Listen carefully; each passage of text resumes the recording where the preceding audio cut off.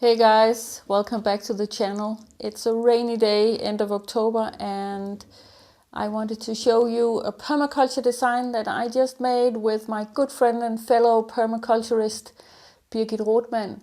It's a huge design and it's a very interesting project. It's some wonderful, crazy, creative opera people here on Samsø who are intending to make an opera house. You can see it down here, here on Samsø, and this is the opera house, this bit here, and then they want a huge permaculture garden around it so that they can make concerts in the garden and teach permaculture and beauty and diversity and all of those wonderful things.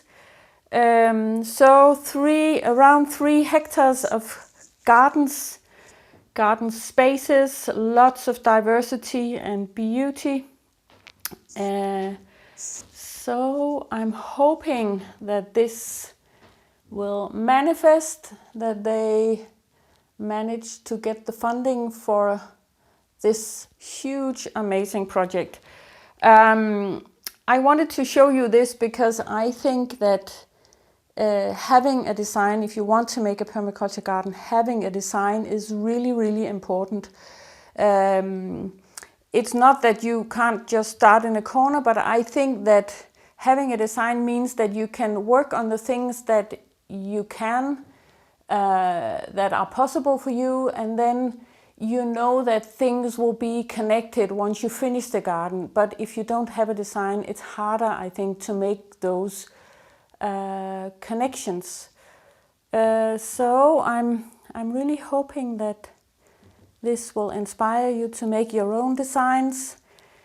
I really enjoy making these. I think this also is part of the power of manifestation. So yesterday I spent most of the day coloring the plan, and that really feels like it's coming alive and it has a power of its own.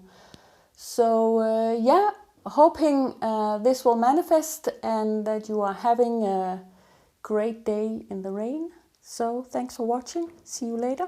Bye.